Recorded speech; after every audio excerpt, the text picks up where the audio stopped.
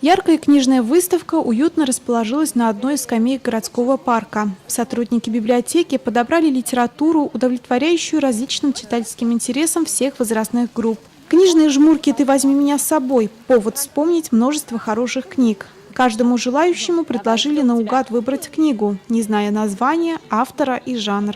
Цель этой акции – привлечь больше читателей. И для людей, которые не могут прийти в библиотеку, мы предоставляем такую возможность, что при выходе на отдых совместно с семьей они могут выбрать себе любимую книгу и провести свой отдых с пользой. Вся суть этой выставки в том, что книги все очень интересные, но читатели ее могут раскрыть только дома и увидеть, какую же книжку они выбрали.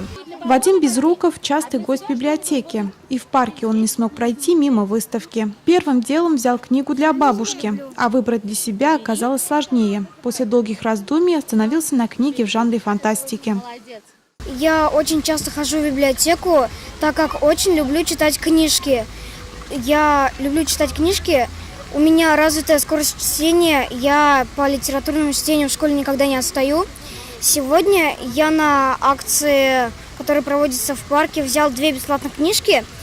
Это «Левицкий Бобл», который относится к жанру фантастика, и одну для бабули. Я, когда прочитаю эту книгу, когда бабуля прочитает эту книгу, то я сдам обратно все в библиотеку. На соседней скамье расположилась выставка «Выходи читать во двор», где уже желающие могли выбрать книгу на свой вкус.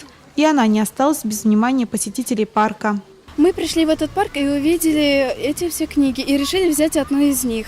Мы очень любим читать, и когда у нас есть свободное время, мы все время занимаем их чтением книг. Я очень люблю читать описание нашей любимой страны России, и поэтому я выбрала эту книгу.